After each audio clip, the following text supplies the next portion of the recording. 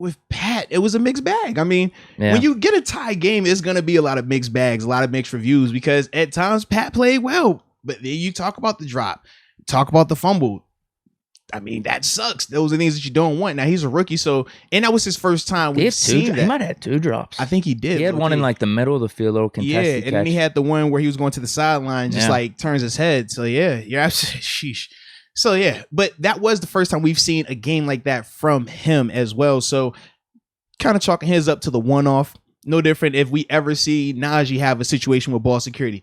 It'll be a one-off because he typically, like his history, current and, elongated history, has shown that he has great ball security and things like that. But, that was a little disheartening, man. How'd you feel about Deontay, though? Man. Or should I say Deontay and Ray? I mean, because, Ray, he got his targets up again, man. Can I say one more thing about Pat? What you got? It's not necessarily about Pat, but let's say he gets tackled, doesn't fumble the ball. Do you think there's enough time for us to get up there, do the fake spike, get set, and then we kick, what's that, a 56-yarder now? We only gained 1 yard on that. For me, I didn't like it any way at all. I mean, you talk about... Because we didn't have a timeout. Right, would it have been enough time? The operation is what I'm nervous about, because 56-yard field goals is a beast in its own right. You don't want to do that on the moving clock, or, we trying to switch personnel. Like, so that was my only thing. I do... Oh, was that third down? I don't even remember. I don't think it was third. I got to check. But I know we were getting... Because I knew it was like, 15 seconds left or whatever when it was happening. So the issue to me is... I didn't look at the rest of the routes on the field to see, okay, not just about Pat getting up from being tackled and getting into the middle of the field, but who else was running routes and where were they at in terms of like how far downfield, because those guys got to get back also. Then you get your spike, then you go from there. To me, it just, like you said, too much can go wrong for how much yards you would have got on that play. Not enough. I'd much rather you just take your time, kick the field goal from there, 57 yards, and go from there, man. Were you thinking that in the moment? I was, absolutely. I was not. I was hammered. Oh, dude, I'm absolutely hammered.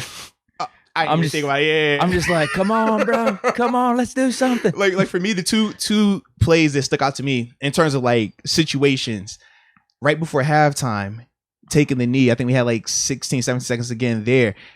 Part of me was just like, can we just throw something up? Like, we got it, because we already had drawn a defensive PI penalty earlier in the game anyways. I'm like, it can't hurt to take another shot like that at that particular point, because I didn't think that even if you turned it over, that Lions would be able to spark something and get some type of crazy offensive outburst right there. Because even how they were hurting us was on the ground running, and it wouldn't have been enough time for them to necessarily run a legit run play. They would have had to put it in Goff's hands, and we never believed that he could do that. So that was the first one. But then that one, it was just like, what are we doing? Are we either down the wire? I get we're trying to get that extra couple yards, but just risk versus reward, all things on the table right there. It just didn't make a lot of sense to me for that particular route, what it was going to cause. You know what I mean? Because what's the difference between a 57-yarder and a 55-yarder, right? Or a 54-yarder? It's still going to be crazy at Heinz Field. And on that play, he literally only gained a yard, so it would have been 56. As y'all can see, today's episode is brought to you by DraftKings, baby. In particular, DraftKings Sportsbook, the leaders in the sportsbook realm, man. Not only are they safe, but Deke, they are secure and they are reliable. And for all of the first time people, when you first sign up for DraftKings and you use that promo code MOATS, as I pull it up for you right there, see what you get right there, man. Up to $1,000 in deposit bonus money. I mean, it's an awesome concept. Whatever you put in on your first, bet once you sign up and you use that promo code MOATS, if you put in $200, well, the good old people at DraftKings says, well, you know what? They use the promo code MOATS. We like MOATS a lot. We'll throw in another $200 as well. That simple, ladies and gentlemen. So, yeah, but we do know, Deke, at times, everybody can't handle gambling. It's unfortunate. At times, some people might be lacking in self-control. Some people might even have what you call a problem with gambling. Right. Well, you know what I have to tell those people? What's that?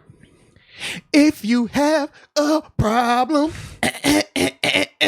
if your problem is with gambling, you need to call 1-800-GAMBLER. Call 1-800-GAMBLER. You better call them on the phone. What if it's a crisis? Well, we got crisis canceling. If you need referral services or if you got that gambling problem, you better call call 1-800 Gambler.